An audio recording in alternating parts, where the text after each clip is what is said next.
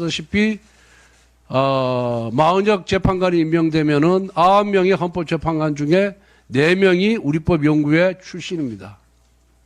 우리법 연구회가 자기들 말대로 학술단체라고 하지만은 대한민국 최고의 법원인 헌법재판소 구성원 9명 중에 4명, 50% 가까이 차지했다는 것은 우리법 연구회 출신들이 지나치게 과대대표되어 있는 겁니다. 전국 법원의 판사들 중에 우리법 연구회 후신인 국제인권법 연구회 소속 법관이 아마 10에서 15% 정도 남짓합니다. 그런데 10에서 15%밖에 안 되는 법관을 대표해서 9명 중에 4명이 헌법재판관으로 임명된다는 것은 거기에 속하지 않은 다른 법관들, 판사들을 무시하는 것이고 차별하는 것이고 이거는 지나치게 많은 수가 들어가 있는 것이다. 이렇게 해석할 수밖에 없습니다. 이게 무슨 의미냐? 결국은 문재인 정권, 민주당이 자기들과 이념 성향을 같이 하고 자기들 편을 들어줄 수 있는 사람들을 결국 헌법재판관으로 추천하고 임명했다는 것을 의미합니다. 그렇기 때문에 헌법재판소의 공정성에 의문이 제기되는 것이고 편향적인 편향성을 지적하는 것입니다. 이러한 국민적인 비판을 마치 사법부의 독립을 침해하는 것처럼 폄훼하고 공격하는 것 자체가 잘못되었다는 말씀을 드립니다. 그래서 자 그럼 민사판례 연구회가 보수입니까 진보입니까?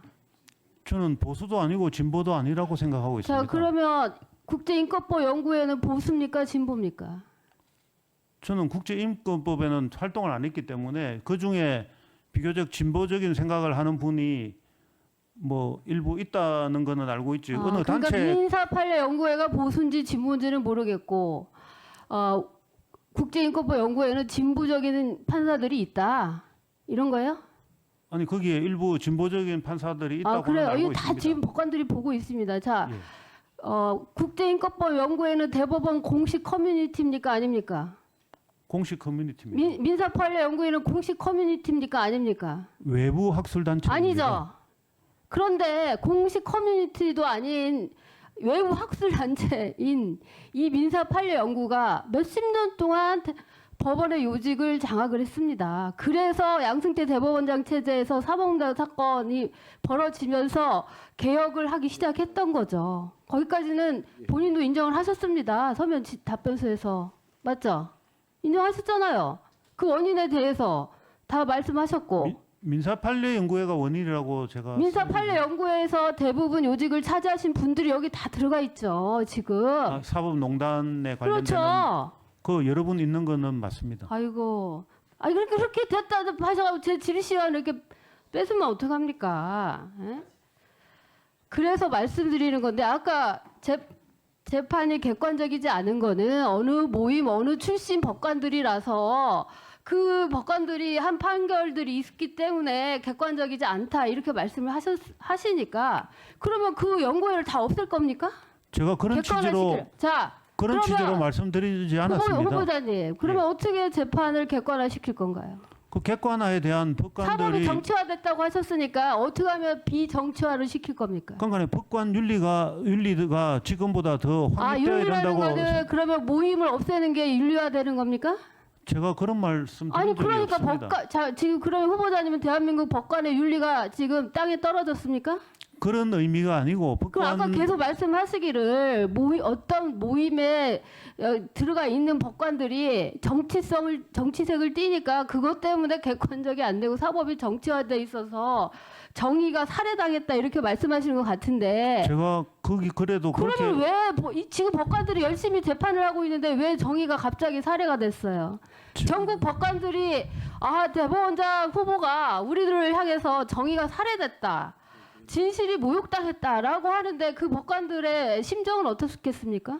제가 어느 단체에 가입된 사람을 특정해 가지고 글을 쓰지도 않았습니다. 그러니까 무슨 말씀이냐고 묻는 겁니다. 사법의 객관화를 어떻게 추구를 하시겠냐고요. 사법의 객관화는 개개의 재판을 담당하는 판사들이 자신의 생각에 편향된 생각을 판결에 반영하지 않는 대부분 그런 그렇습니다. 법관들이 대부분 그러는데 모임 가지고 자꾸만 편견을 가지고 대하니까 그런 거죠. 그런 편견을 안 가지게 하려면 그 모임을 다 없애야 됩니까?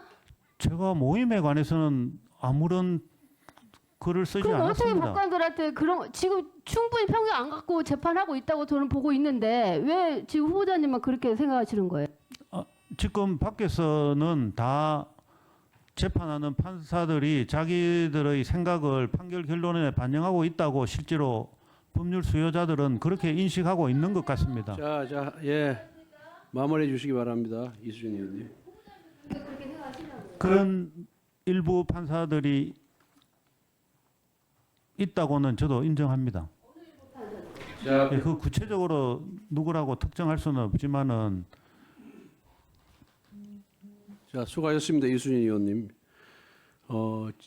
질의 답변 과정에서 아마 답변이 충분치 못했으리라고 생각이 듭니다. 여러 말씀을 많이 하셨는데 혹시 답변 못하신 부분 있으면은 뭐 민사 판례 연구의 연역이라든가 구성호의라든가 뭐 이런 부분에 대해서 하실 말씀 있으면 해보십시오. 예, 우선 저는 누가 어느 단체에 가입되어 있다고 해가 그 사람이 특정한 이념으로 편향되어 있다고 생각하지는 않습니다. 다만 단체에 가입 여부를 불문하고 개개의 판사 가운데서는 어느 정도 이념적으로 한쪽으로 편향되어 있는 판사가 일부는 있다고 생각하고 있습니다. 그리고 민사판례 연구회에 대해서 말씀하신 부분이 있기 때문에 민사판례 연구회는 서울대학교에서 민법을 가르치던 교수님께서 당신 제자만으로 학회를 만들겠다는 취지로 설립된 것입니다. 그리고 이론과 실무를 통합해야 된다는 생각에서 항상 회원들을 동일한 수의 판사와 교수로 신입 회원을 모집해가지고 서로 학술 토론을 통해서 실무가 학계 이론을 배우고 학자들이 실무를 배우는 그런 목적으로 설립된 것이지 어떤 특정한 보수라든지 그런 이념과는 전혀 상관이 없습니다.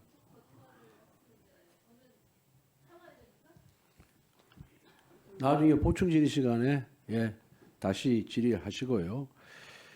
그러니까 우리가 이제 흔히 어떤 특정 연구 단체에 소속되면 이럴 것이다. 또 뭐 어느 지역 출신이면 또 이럴 것이다라는 고정관념에 사로잡혀 있는 경우가 많이 있어요. 사실은 그러다 보니까 어떤 연구 단체나 또 특정 지역 출신들을 사시의 그런 눈으로 쳐다보고 지레짐작하고 또 평가를 하고 단정을 짓는 그런 오류를 범하는 경우는 저는 있다고 봅니다. 그런데 어느 단체든지 간에 양질의 사람이 있고 또 그렇지 않은 사람이 있고 또 합리적인 사람이 있고 비합리적인 사람이 있다, 저는 그렇게 판단이 듭니다. 제 개인적인 얘기를 해서 미안하지만은 저도 문재인 정부 때 부당 기소에 의해서 재판을 받은 사람입니다. 그런데 제 1심 재판장이 나중에 몰랐는데 재판 끝나고 나중에 보니까 우리법 연구회 소속이더라고요. 그런데 정확하게 판단을 합니다. 그래서 우리가 그런 편견은 또 고정관념은 가급적이면 배제하려고 노력할 필요가 있다는 말씀을 드리겠습니다.